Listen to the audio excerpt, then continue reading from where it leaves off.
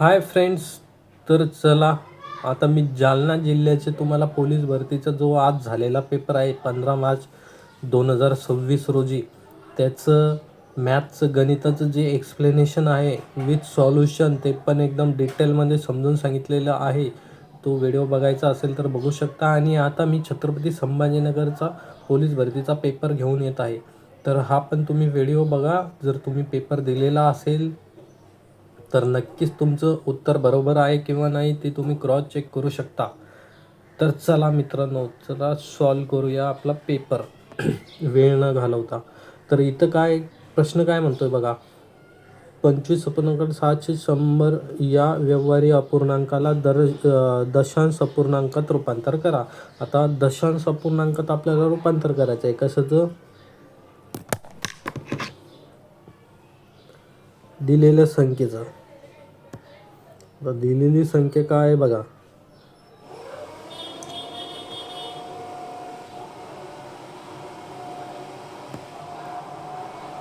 दिलेली संख्या आपल्याला ही आहे. तर याचं काय करायचं आहे तुम्हाला? व्यवहारी अपूर्णांक आहे, तर याचं रूपांतर लिहिलं तर खालीलपैकी कोणतं यायचं? व्यवहारी अपूर्णांकाला दशांश अपूर्णांकात रूपांतर करायचं आहे. तर आता आपण याला कसं लिहू शकतो? 25 + 6/100 लिहू शकतो.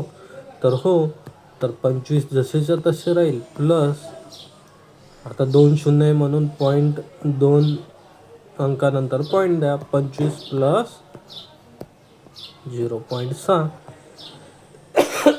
हे झालं आपलं ऑप्शन क्रमांक ए. आपलं हे उत्तर बरोबर आहे. तर भावड्या, जर कळलं का तुला? एकदम सोपा प्रश्न होता. पहिलाच प्रश्न एकदम सोपा, छत्रपती संभाजीनगर. आता चल दुसरा प्रश्न करू. एका आयताची लांबी 20 मीटर आहे व रुंदी 12 मीटर आहे, तर त्याच्या आयताची परिमिती किती?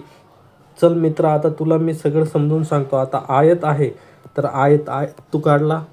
ओके, आयत काढला. आयतमध्ये त्याने काय म्हटलं आहे? त्याची लांबी किती आहे? 20 मीटर. आता ही 20 मीटर लांबी झाली आणि त्याची रुंदी किती आहे? 12 मीटर. तर ही त्याची 12 मीटर रुंदी झाली. तर तुला माहीत आहे का मित्रा, परिमिती म्हणजे काय? परिमिती म्हणजे बाउंड्रीज पकड तू सरळ सरळ. या बाउंड्रीची तुला बेरीज करायची मित्रा. हां, त्या बाउंड्रीची बेरीज करायची. तर ही 20 आहे, तर ही आहे त्याचं तुला माहिती आहे, त्याची समोरची बाजू पण 20 असेल आणि याच्या समोरची बाजू म्हणजे ही 12 असेल. ओके, लांबी 20 आणि रुंदी 20. आता तू ॲडिशन कर. ॲडिशन काय कर, तुला जेवढ्या बाजू दिसत आहे तेवढा. 20 + 20 + 12 +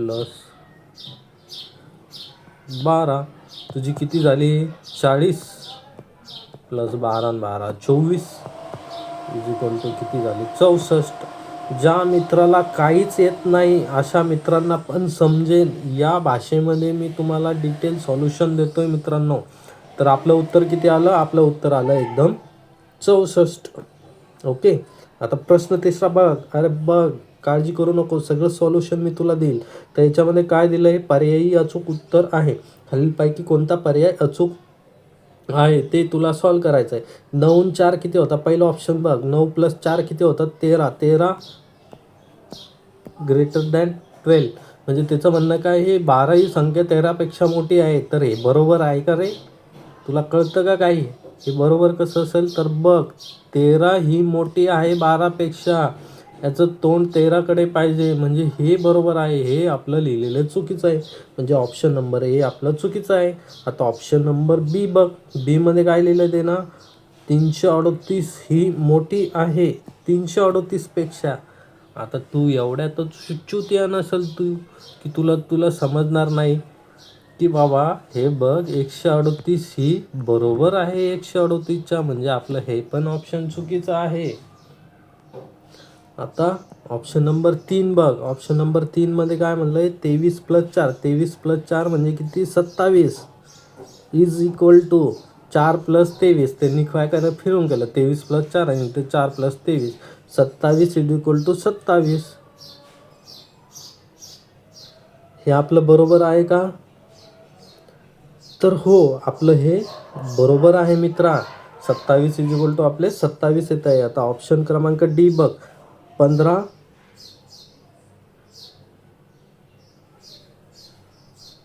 हे मोठे आहे 9 + 7 पेक्षा, म्हणजे किती, 9 + 7 किती होतात, 16.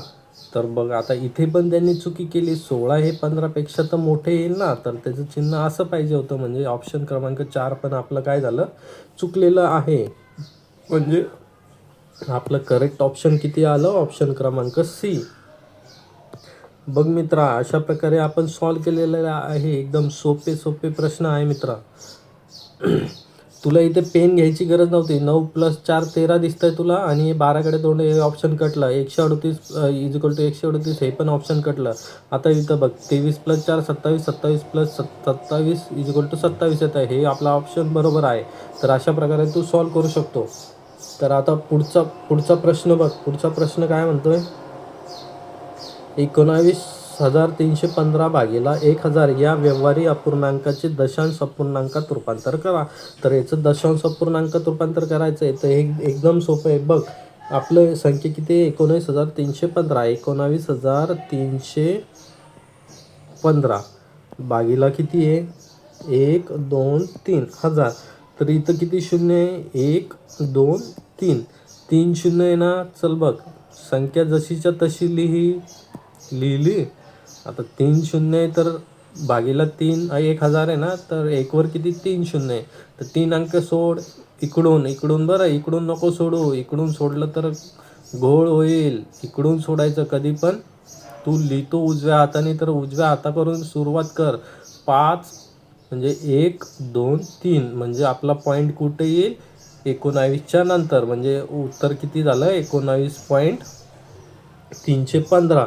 तर हे आपलं ऑप्शन क्रमांक ए हे बरोबर आहे. बावड्या, कळलं का तुला? चल बघ, चल पुढचा प्रश्न घ्या. आता पुढचा प्रश्न काय म्हणतो, अजबराने विहिरीवर मोटरपंप बसवण्यासाठी दशादशी 10 दराने बँकेकडून ₹20,000 घेतले. एका वर्षानंतर त्या बँकेला किती रक्कम द्यावी लागेल? त्याचं म्हणणं काय, एका वर्षानंतर त्याच बँकेला किती रक्कम द्यावी लागेल. तर बघ, एकदम सोपं आहे मित्रा. त्याने किती रुपये घेतले होते बघ. आता तू गेला बँकेत, तुला मोटर बसवायची आहे. म्हणल्यानंतर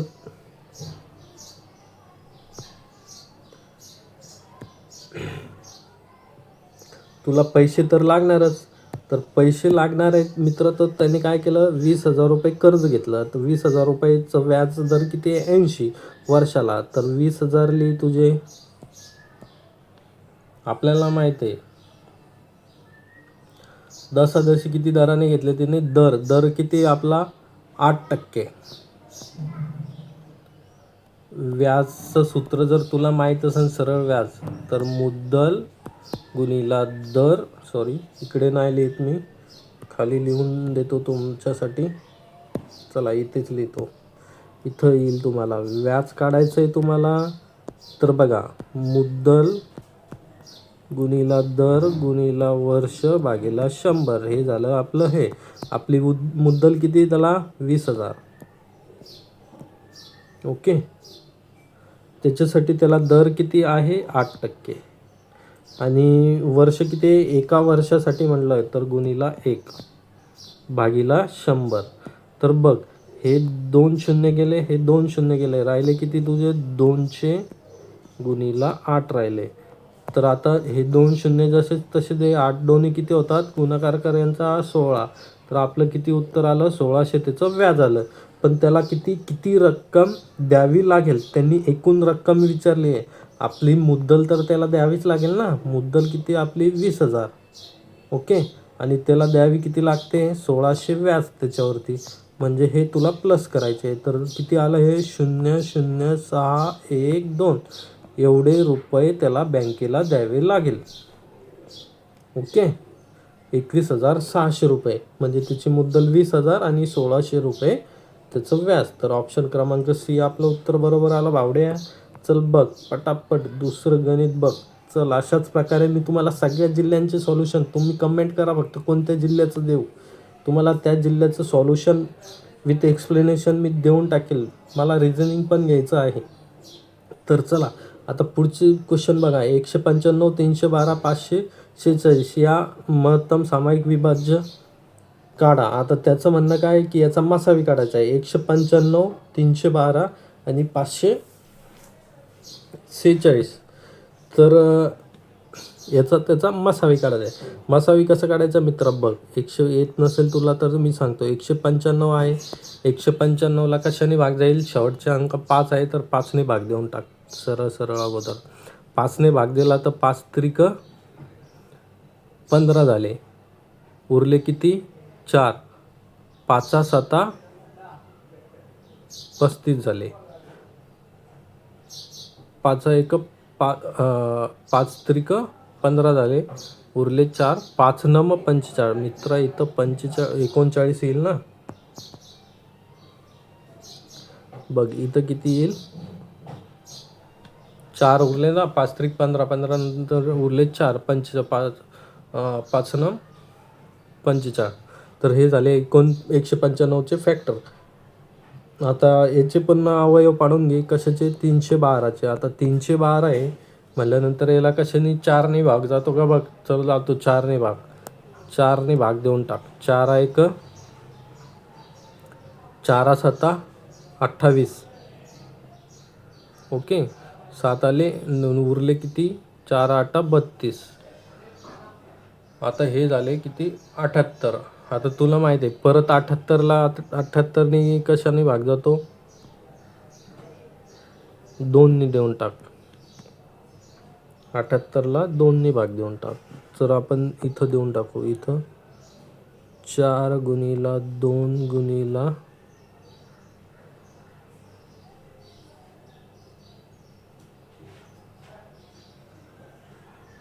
2ने जर दिलं तर काय होईल,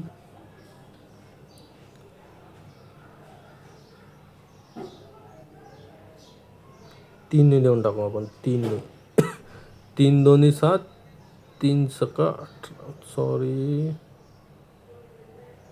चुकतंय आपलं, काहीतरी चुकतंय. थांबा, 312 आहे ना.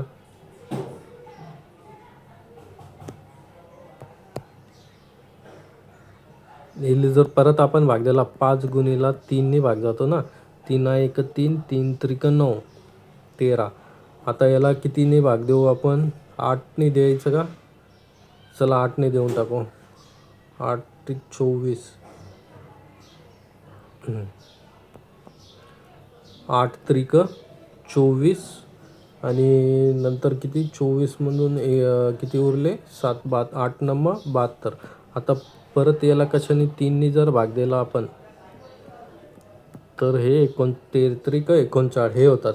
आता राहिलं किती आपलं, आपण काय कशाचे अवयव काढले, कुठं गेलं गणित. 195, 312 आणि 546. आता 546चे अवयव पाडायचे. 546ला कशाने भाग जातो बघ. तुला काहीच करत नसेल, शेवटी सम संख्या आहे ना, तर तू 2 देऊन टाका अगोदर. नाही तर तू 8 8 5 8 सकम 48, 8 सकम 48. चल जाऊ दे, 8ने नाही जात, 2ने देऊन टाक. 2ने दिलं, 2 2 4, 2 7 14, 2 त्रिक 6. आता याला 3ने भाग जातो का बघ. आता याला 3ने भाग जाईल तर याचा अवयव काय येईल, याला 3ने भाग देऊन टाक. 3 9 27, 3 1 3. आता परत 91ला भाग जातो कशाने,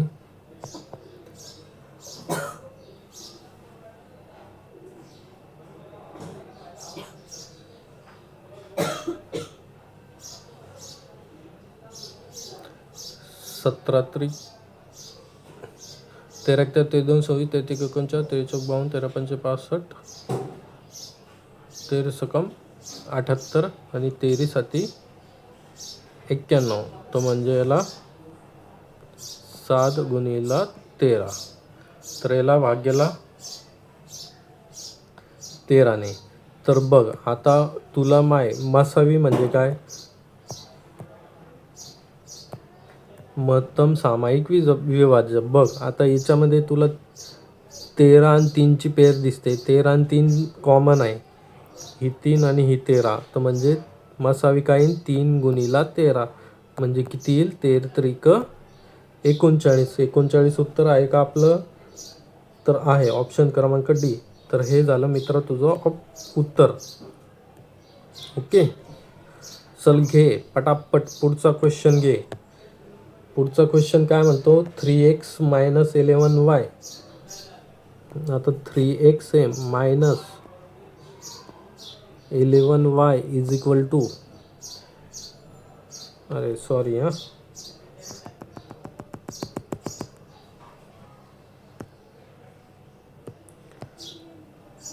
त्याचं म्हणणं काय, चल बघ इथं काय म्हणणं आहे, 3x - 11y, 3x आहे -11y कंस पूर्ण वजाला 17x + 13y, 17x + 13y.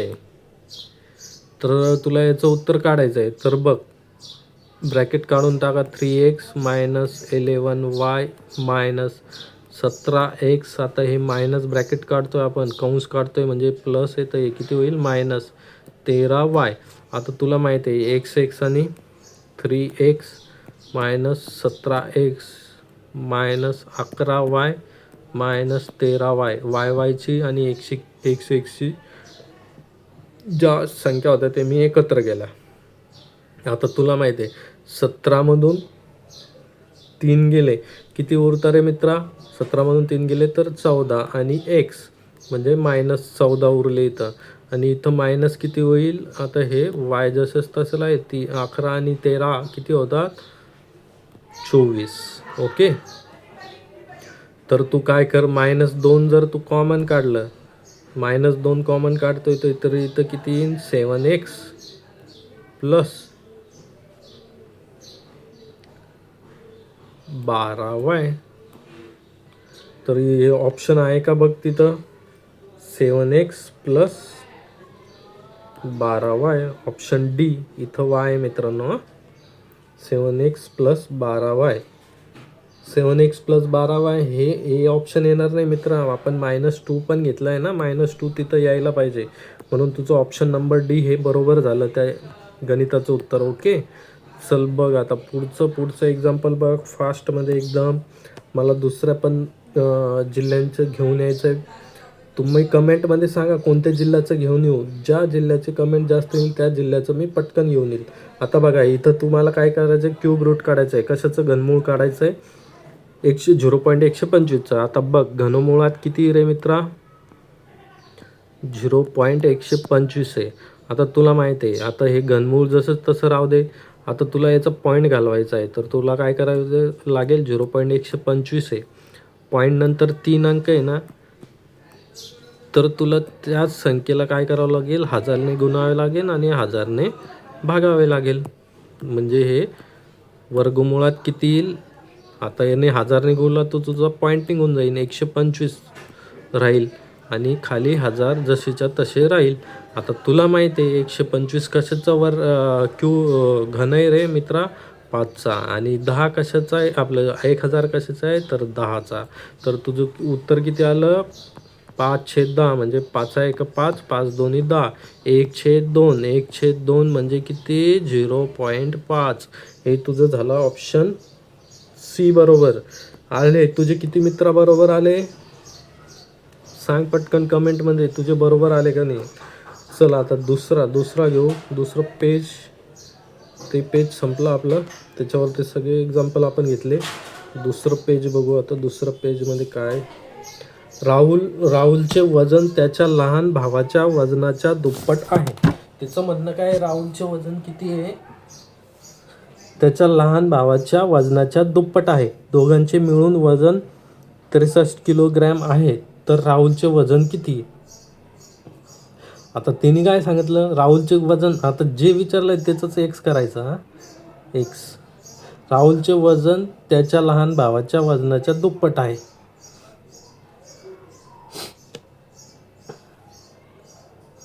आता आपण काय करू बघा, त्याचं लहान भावाचं वजन आपण एक्स मानलं, तर राहुलचं वजन किती होईल, राहुलचे वजन त्याच्या लहान भावाच्या वजनाच्या दुप्पट होईल, म्हणजे 2x होईल. हां, 2x. आणि दोघांचे मिळून वजन म्हणजे 2x + x. Is equal to किती आहे 63 आहे. तर आपल्याला राहुलचे वजन विचारलं आहे, तर म्हणजे 3x इज इक्वल टू किती येईल रे मित्रा 63. तर x इज इक्वल टू किती येईल 63 भागीला 3 म्हणजे किती 3 दोन्ही 6 3 1 3 म्हणजे त्याच्या लहान भावाचं वजन किती आलं 21 आलं. पण आपल्याला विचारलं की ते राहुलचं वजन त्याच्या लहान भावाच्या दुप्पट आहे, म्हणजे 21च्या दुप्पट किती होतं रे मित्रा 42. 21 दोन्ही 42. हे तुझं झालं ऑप्शन भाई ए. चल भाई आता पुढचा प्रश्न, पुढचा प्रश्न घे फास्टमध्ये एकदम झटपट फटाफट. एका त्रिकोणाच्या बाजू 17, 25, 26 सेंटीमीटर आहे. त्या त्रिकोणाचे क्षेत्रफळ काढा. आता जर तुला माहीत असेल तर त्या त्रिकोणाचं जर क्षेत्रफळ वर्गमुळात यस मायनस ए यस मायनस बी यस मायनस सी हे त्याचं सूत्र आहे मित्रा. इथं यस मायनस सी. तर आता तू म्हणशील यस काय रे, यस हे असतं तुला दिलेल्या बाजू असतात त्याचं हाफ करायचं असतं, म्हणजे 17 + 25 + 26 भागीला 2. तर 17 किती येईल 17 + 25 आणि 25 किती होता 50 आणि 10 किती होत्या 60 आणि 8 किती होत्या 68. तर 68 भागीला 2 म्हणजे 3 तुझं 34 हे उत्तर आलं. आता तू म्हणशील हे कसं केलं तुम्ही सर, तर बघ 7 + 5 किती होत्या मित्रा 7 + 5 होत्या 12 + 6 किती होत्या 18. 18शी 8 घेतले, हातचा आला 1, तो हातचा 1 आणि 1 2 आणि हे 2 किती झाले 4 आणि हे 2 किती झाले 6. 68 भागीले 2 बेत्रिक 6 बेचोक 8. तर आपली एचची व्हॅल्यू किती आली 34. आता तुला माहिती आहे इथं काय करायचं आहे यस. आता वर्गमुळात तुला 34. आता यस म्हणजे 34 मायनस ए किती आपली 17. 34 मायनस बी किती आहे 25 आणि तिसरी आहे 34 मायनस 26. हे सगळं वर्गमुळात आहे मित्रा, समजून घेतो. आपल्याला स्पेस कमी असल्यामुळं हे होतं आहे. आता इथे येईल 34 गुणिला 34 मधून 17 गेले 17. ओके 34 मधून 25 गेले किती 5 आणि 4 9. ओके 34 मधून 26 गेले 4 आणि 4 8. ओके तर हे बघा आता तुला माहित आहे आपला कोणता क्वेश्चन होता तो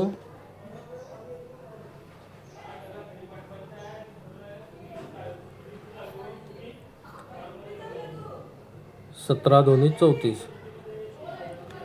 चल बघ आता तुला माहित आहे हे कसं काढशील तू मित्रा.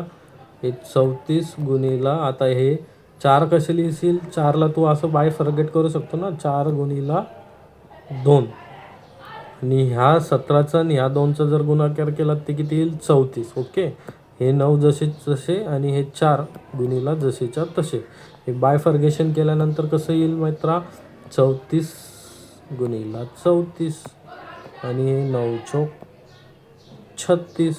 ओके आता 34 जर बाहेर आला 34 वर्गमूळाच्या बाहेर आला तर म्हणजे हा 34चा वर्गच झाला ना. तर बाहेर आल्यानंतर राहील फक्त 34 आणि 6 कशाचा वर्ग आहे तर 36. 34 गुणिला 6 साईन चौक 24 हातचे आले 2 साईन त्रिका 18 18 2 204. 204 ऑप्शन आहे का आपलं बघिते. चल ऑप्शन सी भेटला आपल्याला सी. ओके चला कमेंटमध्ये करा तुम्हाला कोणत्या जिल्ह्याचं सॉल्युशन पाहिजे. तुम्हाला जर काही प्रॉब्लेम असेल तर तुम्ही कमेंट करू शकता. 1 नंबर आपल्याकडे प्रत्येक प्रॉब्लेमचं सॉल्युशन आहे मित्रांनो. चला बघा आता 204 आपलं ऑप्शन आलं सी. आता पुढचं आहे आई व मुलगा यांच्या वयांची बेरीज 45 आहे. आता त्यांनी काय म्हणलं जर आईचं वय आपण x मानलं आणि मुलाचं वय y मानलं तर त्यांच्या वयांची बेरीज किती रे मित्रा 45. आईच्या वयाच्या दुपटीतून मुलाचे वय वजा केले तर वजा बाकी 54 येते. त्यांनी काय म्हणलं आहे आईच्या वयाच्या दुपटीतून आईचं वय x आहे त्याची दुप्पट किती आहे 2x. त्याच्यातून काय केलं मुलाचे वय वजा केले मुलाचे वय y तर ते वाय वजा केले आपण, तर उत्तर वजाबाकी किती आली? 54 येते. 54 येते. तर त्यांनी काय सांगितलं तर दोघांचे वय किती? तर बघ आता आपल्याला x + y 45 आहे, म्हणजे तू इथं काय कर, ऑप्शन असे बघ की ज्याची बेरीज किती येईल? 45 येईल. तर बघ आईचे वय 31 आणि इथं 11 आहे, तर यांच्या वयांची बेरीज किती येते रे मित्रा? 2 आणि 4 42. तर आपलं हे ऑप्शन राहील का? तर नाही, हे कटलं. आता इथं बघ 5 आणि 3 8 48, तर हे राहील का? नाही. आपली त्यांच्या वयांची बेरीज इथं दिली आहे, त्यांच्या वयांची बेरीज 45 आहे, तर हे 45 ने 48 येत आहे. तर बघ इथं 40 येत आहे. तर आपल्याला हे गणित सॉल्वच करायची गरज नव्हती, एक्स आणि वाय मानवायचीच गरज नव्हती मित्रा. ऑप्शनमध्येच तू हे सॉल्व करू शकला असता. चल ठीक आहे, मी तुला काढून दाखवतो. तर आपलं एक्स आणि वाय मानलं आहे ना. चल बघ आता हे समीकरण 1 भेटला, 1 नंबर, हा 1 नंबर झाला आणि हा 2 नंबर समीकरण झाला. तर याच्यातून काय कर, यांची बेरीज करतो. चल बेरीज केली तर काय होईल? हे 3x होईल आणि वाय वाय कॅन्सल होऊन जाईल. तर हे 45 + 54, 5 आणि 4 9 आणि 5 आणि 4 9. तर xची किंमत किती आली रे मित्रा? 33 आली. म्हणजे त्याच्या आईचं वय किती आहे? 33. आता 33 कोणत्या कोणत्या ऑप्शनमध्ये होतं बघ. आता तू आईचं वय काढलं ना, तुला मी एकदा ऑप्शनवरून सांगितलं की ऑप्शनवरून कसं करायचं आहे सॉल्व. पण तुला आता ऑप्शन म्हणून मी सॉल्व करून दाखवलं की आईचं वय 33 आलं. तर आईचं वय कोणत्या ऑप्शनमध्ये 33 आहे? तर 1 नंबरच्या. तेच तुझं आन्सर असणार. ओके. तर बघ मुलाचं बी वय काढायचं असेल तर तुला माहिती आहे 33 पहिल्या समीकरणात टाक, प्लस x y = 45. तर y = 45 मायनस 33 किती येईल रे मित्रा? इथं 2 आणि 1 12. त्या आईचा मुलगा किती? 12 वर्षाचा असेल. ओके. तर हे ऑप्शन नंबर तुझं 1 बरोबर आलं. मित्रा ह्या गणितांना पेन घ्यायची सुद्धा गरज नाही आहे हातामध्ये, तुम्ही असंच ओरली ते ओढू शकता. एवढे सोपे प्रश्न इथं दिले. आईच्या आणि मुलांच्या वयांची बेरीज 45 आहे. आता इथं टोटल करा तुम्ही. 45 कोणतं यायचं आहे? या ऑप्शनचं येत नाही, यायचं येत नाही, याचं येत नाही. ऑप्शन 1 बरोबर आहे आपलं. ओके. तेच तुमचं ऑप्शन असणार आहे. आता ट्रायंगल, जर ट्रायंगल ABC म्हणजे त्रिकोण ABC च्या 3 बाजू एक संगतीने PQRSच्या बाजू एवढ्या असतील तर ते त्रिकोण एकरूप असतात. या गुणधर्माला काय म्हणतात? तर त्यांनी काय दिलं आहे की 2 ट्रायंगल, त्याचं म्हणणं आहे की 2 त्रिकोण आहे मित्रा. ओके. हा एक त्रिकोण झाला आणि हा एक त्रिकोण झाला. तर त्याचं काय आहे की ही बाजू सपोज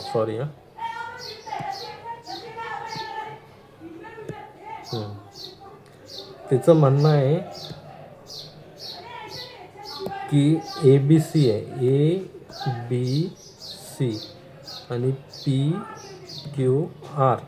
तर AB = PQ, AC = PR आणि BC = QR.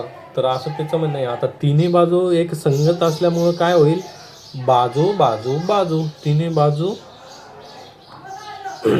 त्यांच्या संगत आहेत. तर तिचं कोणती कसोटी लागेल? बाजू बाजू बाजूची कसोटी.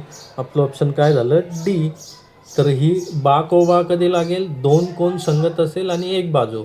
आणि बा को बा ही कधी लागेल? 2 बाजू संगत असेल आणि 1 कोण समान असेल. आणि कर्णभुजा कसोटी, कर्णभुजा कसोटी म्हणजे कर्णाचा जी भुजा असेल ती एक संगत असेल. ओके.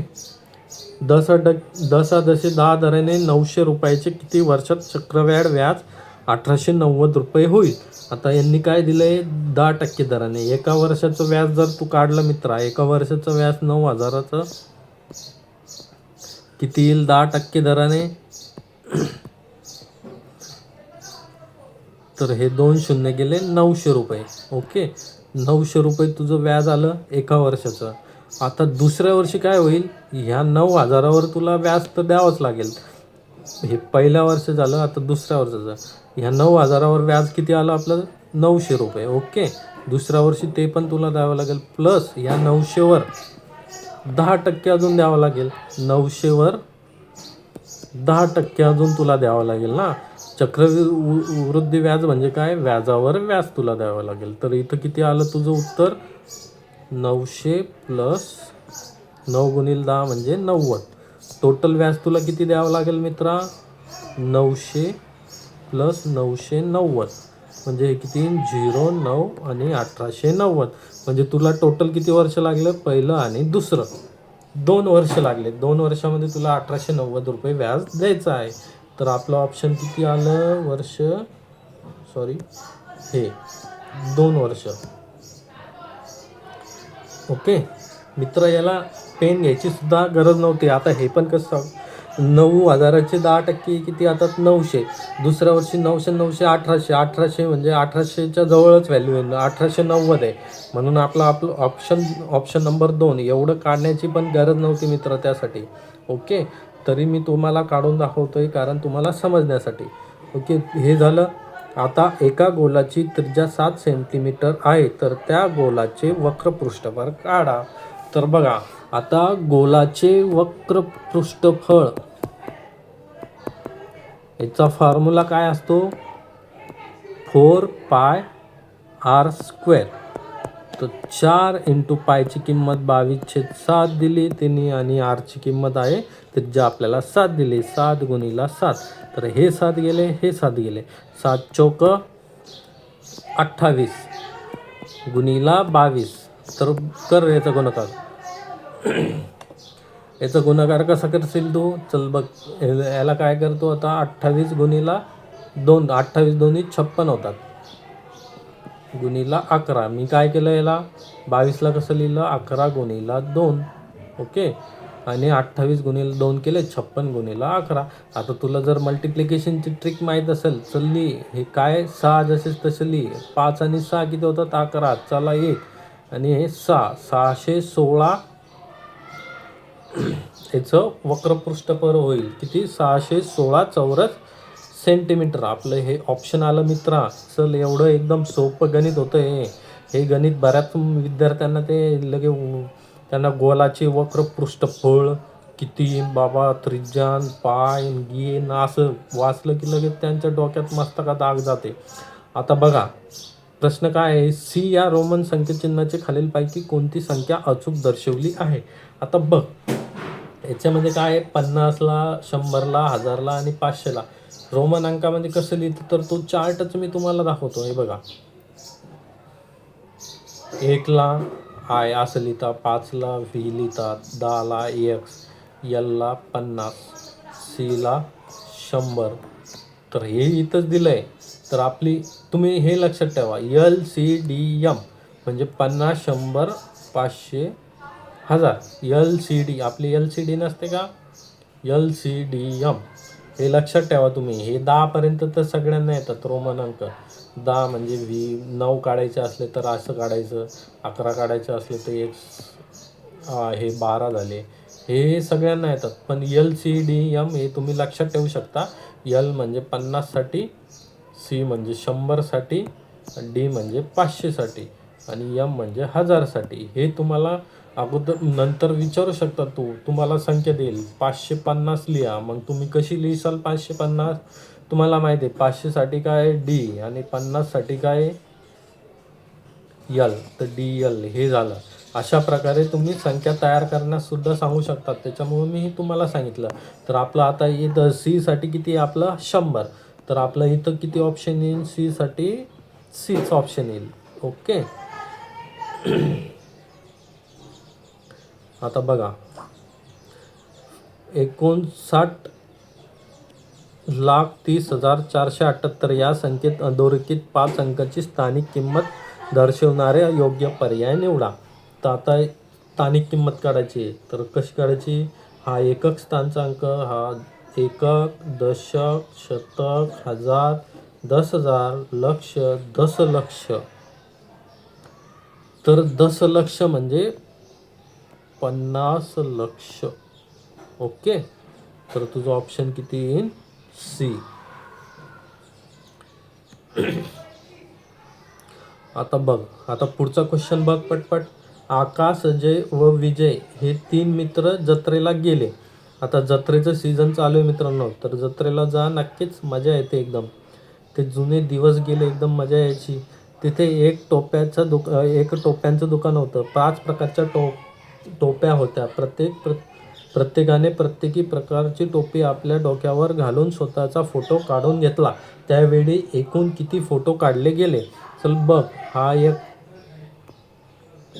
हा गण्या, हा मन्या आणि टोन्या, हे 3 टोने गेले हो जत्रामध्ये. हां, मग एक दुकान होतं. दुकानामध्ये काय होतं? 1 2 3 4 5 टोप्या होत्या. भाई पहिले हा गेला. एकदम तुम्हाला गावरान भाषेत सांगतो मी. हा भाई गेला. मग बाईला सेल्फी काढायची लय सवय. ती का मित्र मित्र म्हणजे कसं, आता तुम्हाला माहिती आहे मित्र कसे बनतात की ज्यांचं एकमेकांसोबत जुळतं. आता तिघांना फोटो काढायचा शौक, म्हणजे तिघांना पण शौक एकत्र झाला ना, मग ती मित्र झाले. मग काय झालं, हे तिघ गेले जत्रात. मग इथं काय केलं त्यांनी, एक टोपीवाला भेटत, तिथं 5 प्रकारच्या टोप्या होत्या. मग यांनी काय केलं, पहिले टोन्या, हा कोणता होता आपल्या, गण्या टोन्या मन्या, म्हणे मन्या गण्या टोन्या, जाऊ द्या गावात काय ठेवलंय, मन्या गण्या टोन्या. मग मन्या गेला. मग त्यांनी 5 टोप्या होत्या, तर मग एक एक घातली. तर मग ह्या दोघांनी त्याचे फोटो काढले. यार मस्त आले किती. मग ते 5 टोप्या घालून 5 टोप्यासोबत फोटो काढले. तर मग मन्याने किती फोटो काढले असेल, 5 टोप्या तर 5 फोटो काढले असेल ना. ओके, मन्या गण्या टोन्या. आता गण्या गेला. मग या दोघांनी गण्याचे फोटो काढले. त्यांनी बी 5 टोप्यासोबत 5 फोटो काढले. ओके, 5च टोप्या आहे ना. पहिली एक घालन, मग त्याचा फोटो काढन, मग दुसरी घालन, अशी तिसरी घालन, मग चौथी घालन, मग 5वी घालन, असे 5 फोटो काढले वेगवेगळ्या टोप्या घालून. मग मन्या गण्या टोन्या. मग आता टोन्या राहिला. मग टोन्या म्हणतो मी कशाला मागू राहू. मग त्यांनी बी काढले. मग त्यांनी बी 5 फोटो काढले 5 टोप्यासोबत. मग त्यांनी काय म्हणलं आपल्याला प्रश्नामध्ये, स्वतःचा फोटो काढून घेतला त्यावेळी एकूण किती फोटो काढले गेले? तर प्रत्येकाने प्रकारची टोपी अंगावर घातली. तर किती फोटो, आता यांनी 5 काढले, यांनी 5 काढले, 5 काढले, 5 + 5 + 5 = 15. आता एवढं सोपं गणित होतं मित्रांनो, हे तुम्हाला यायलाच पाहिजे होतं. आता ऑप्शन आहे का आपलं, ऑप्शन खालच्या ह्याच्यात आलं वाटतं. हां चल आहे, सी ऑप्शन आहे. तर आपलं ऑप्शन किती येईल, 15. 5 अंकी सर्वात लहान संख्या. आता 5 अंकी सर्वात लहान संख्या म्हटलं तर 1 2 3 4 5, ही झाली 5 अंकी सर्वात लहान संख्या. किती झाली ती, 10,000. ओके, 4 अंकी सर्वात लहान. आता 4 अंकी सर्वात लहान संख्या 1 2 3 1000. या लहान संख्येने भागाकार किती येईल, म्हणजे त्यांनी काय म्हणलंय, जे 10,000 आहे त्याला 1000ने भागायचं आहे. हे 3 शून्य गेले, हे 3 शून्य गेले, उत्तर किती आलं, 10. तर एवढं सोपं गणित होतं मित्रांनो. एका भाकरीने 4 समान भाग केले, त्यापैकी 2 भाग विशालला दिले. आता 4 भाग केले. ओके, विशालला किती दिले, 2 भाग दिले. 4 भागापैकी 2 भाग विशालला दिले. तर ते कसं दाखवते, तर असं दाखवता येईल ना, 4 भाग होते त्याच्यापैकी 2 विशालला दिले. तर ऑप्शन क्रमांक ए आपलं बरोबर आहे. 1 या संख्येबाबत खालीलपैकी कोणते विधान अचूक आहे. 1 ही संयुक्त संख्या आहे का, तर नाही. संयुक्त संख्या म्हणजे काय, की त्या संख्येचे 2 भाजक असेल, म्हणजे किती झालं, 4 झालं. तर 4चे कसं येईल, 2 गुणीला 2 येईल ना. नंतर 6 झालं, 2 गुणीला 3 येईल, म्हणजे 3 दोन्ही 6. ओके, तसंच किती झालं, 9 झालं, 9चं कसं येईल, 3 गुणीला 3 येईल. 12 झालं, म्हणजे 4 गुणीला 3 येईल. किंवा हे झालं संयुक्त संख्या. आता ही संयुक्त संख्या आहे का मग, तर नाही. चल ही नाही आहे. 1 ही मूळ संख्या आहे का, नाही. मूळ संख्या म्हणजे काय, त्या संख्येला 1 किंवा त्याच संख्येने भाग जातो. तर 1 ही मूळ संख्या नाही. मूळ संख्या कोणता आहे, तर 2 3 5 7 11 13 ह्या मूळ संख्या झाल्या मित्रांनो. 1 ही संयुक्त संख्याही नाही, मूळही नाही. तर हे आपलं उत्तर बरोबर आहे. ओके, चला पुढचा क्वेश्चन बघा. एकदम फास्टमध्ये घेऊ आपण. आता स्पीड वाढवू, स्पीड. चल बघा, 4ने भाग जाणाऱ्या 2 अंकी संख्या किती असतील? आता बघा, आता 4ने भाग जाणाऱ्या 2 अंकी संख्या काढायची आहे आपल्याला. तर बघा, तर कसं काढायचं बघा, 4ने भाग जाणारी पहिली 2 अंकी संख्या किती येईल मित्रा? तर 4 1 4, 4 2 8, 4 3 12. पहिली संख्या किती येईल? 12. आणि दुसरी म्हणजे शेवटची संख्या किती येईल रे मित्रा? तर बघा, तर 100 जर घेतले म्हणजे 2 अंकी झाले, हे 3 अंकी झाले, त्याच्यावरची कोणती? 99. 99ला 4ने भाग जातो का? तर नाही जात. 98, मग 98ला जातो का? तर नाही जात. मग 97, 97ला पण नाही जात. मग घेतली 96. 96ला 4ने भाग जातो का? 4 2 8, 4 4 16. ओके, 96ला 4ने भाग जातो. आता बघा, सोपं काय आहे, याला 4ने तुम्ही भाग देऊन टाका. 4 2 8, 4 4 16. 4 2 8, 4 4 16. हे तुमचं झालं. म्हणजे किती संख्या असतील? 24 असतील टोटल. टोटल 24 असतील म्हणजे 96 पर्यंत 24 संख्या असतील. ओके, 24 संख्या. पण आपल्याला माहिती आहे आता 24 संख्या, पहिली 4ची संख्या 4, 4 2 8, 4 3 12. आपली इथून सुरू होत आहे ना, 2 अंकी विचारलंय म्हणजे आपल्या 2 संख्या या 24 मध्ये ॲड झाल्या, म्हणून 24 मधून 2 काढले तर उत्तर किती येईल आपलं? 22. म्हणजे आपल्या 4ने 2 भाग जाणाऱ्या 2 अंकी संख्या किती आहे? 22. तर याचं मी असं काढून दाखवलं तुम्हाला, हे सोपं होतं म्हणून. नाही तर त्याचा एक फॉर्म्युला आहे. फॉर्म्युला कसा आहे माहिती आहे का? बघा, आपली पहिली संख्या माहिती आहे, पहिली संख्या 2 अंकी पहिली संख्या कोणती आहे? तर 4ने भाग जाणारी 12. शेवटची संख्या किती आहे? तर आपण काढली होती ती 96. तर आपल्याला काढायचं आहे. तर मग लास्ट नंबर जी आहे त्याचा फॉर्म्युला आहे फर्स्ट नंबर म्हणजे ए प्लस n-1 इंटू डी. हा त्याचा फॉर्म्युला झाला. तर लास्ट नंबर किती आपला? 96. फर्स्ट नंबर 12 गुणिला n म्हणजे किती संख्या येईल ते दिलं आहे आपल्याला. n काढायचा आपल्याला, -1. डिफरन्स किती आहे? आता बघा, 4ने भाग जाणे, 12 नंतर किती येईल? 16 येईल. 16 नंतर किती येईल? 20 येईल. म्हणजे म्हणजे 4 4चा डिफरन्स चालला ना मित्रांनो. 4ने भाग जातो म्हणजे 4 4चा डिफरन्स इंटू 4.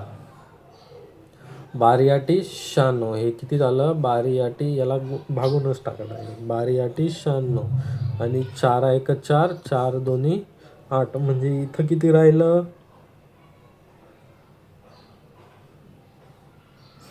सॉरी मित्रा तू गडबड केली. बघ मित्र, तू गडबड काय केली? हे बघ, इथं लास्ट नंबर आपला 96 झाला. 12 प्लस आहे ना, हे गुणिला थोडी आहे. इथं n-1 इंटू 4. तर हे राहील 96 झालं. हे 12 जसेच्या तसे प्लस 4n. चला हे जसे तसं करून टाकू आपण काय करू? n-1 into 4 is equal to 96. हे प्लस 12 इकडं होते, -12 करू. ते किती झाले? तर हे झाले 4, हे झाले 8, 84 झाले.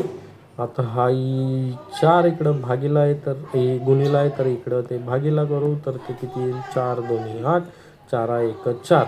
आता आपलं उत्तर किती आलं? n-1 is equal to 21. तर n हा -1 इकडे मायनस आहे, तर तिकडवर गेल्यानंतर 21 प्लस 1 इज इक्वल टू 22. ती लेंदी आहे फॉर्म्युल्यानुसार, त्याच्यामुळं मी तुम्हाला शॉर्टकट समजून सांगितलं. तर अशा प्रकारे आपलं 22 उत्तर आलं. 4ने भाग जाणाऱ्या संख्या. आता बघ पुढची 47 नंबरचा क्वेश्चन बघ. 2/3 + 5a इज इक्वल टू 4. यामध्ये एची किंमत काढायची आपल्याला. एची किंमत काढायची तर बघ कसं काढता येईल? तर बघ, इथं किती आहे? इज इक्वल टू 4 आहे. तर हे 3/2 प्लसमध्ये इकडे गेल्यानंतर -2/3. ओके, तर हे कसं करता येईल? याचं क्रॉस मल्टिप्लिकेशन. 4 3 12 -2/3. तर उत्तर किती येईल? 10/3. 10/3. आणि इकडे किती उरलं होतं आपलं? 5a. इकडं 5 ए होतं, तर मग ए किती येईल 10/3 गुणिला 3, म्हणजे इकडं गुणिला आहे तर इकडं भागीला जाईल ना. 5 1 5, 5 2 10, तर मग एची किंमत किती आली 2/3. 2/3 हा एक ऑप्शन सी हे आपला ऑप्शन आहे. चल मित्रा, चल पुढचं घे, पुढचं पटापट घे. एका शेतातील शेंगा काढण्यासाठी काम 15 स्त्रिया 8 दिवसात पूर्ण करतात. तेच काम 6 दिवसात पूर्ण करण्यासाठी, तर आता M1D1 हे असं आहे मित्रांनो. याचा फॉर्म्युला काय 15 महिला 8 दिवस काम करतात. ओके, तेच काम 6 दिवस करण्यासाठी किती महिला लागेल तर 6 दिवस करण्यासाठी. तर हे कसं करता येईल बघा. तर 3 भागल्यात, तर हे M काय येईल 15 गुणिला 8/6. तर हे 3 5 15, 3 2 6, बे 1 बे, बे चोक 8, 5 चोक 20. आपलं 20 हे ऑप्शन येईल. आता घ्या पुढचा प्रश्न घ्या एकदम फास्टमध्ये. चला पुढचा प्रश्न बघू. एका विद्यार्थ्याचे बरोबर प्रश्नांचे दुप्पट प्रश्नांचे उत्तर चूक आले. एका विद्यार्थ्याचे बरोबर प्रश्नाच्या दुप्पट प्रश्नांचे उत्तर चूक आले तर 51 प्रश्नापैकी त्याचे किती प्रश्न बरोबर आले. टोटल प्रश्न किती आपले 51. त्यांनी काय म्हणलंय, एका विद्यार्थ्याचे बरोबर प्रश्नाच्या दुप्पट प्रश्नाचे उत्तर चूक आले. म्हणजे जर बरोबर त्याचे x असेल, बरोबर प्रश्नाच्या, तर त्याची चूक किती बरोबर प्रश्नाच्या दुप्पट प्रश्नाचे उत्तर चूक आले. म्हणजे 2x त्याचे चुकले ना. बरोबर प्रश्नाच्या दुप्पट प्रश्नाचे उत्तर चूक आले म्हणजे बरोबर त्याने x असेल तर त्याचे चुकीचं किती 2x. आता टोटल आपल्याला माहिती आहे x + 2x = 51 आहे, म्हणजे 3x = 51 झालं. तर मग x ची किंमत काय आली 3 1 3, 3 7 21.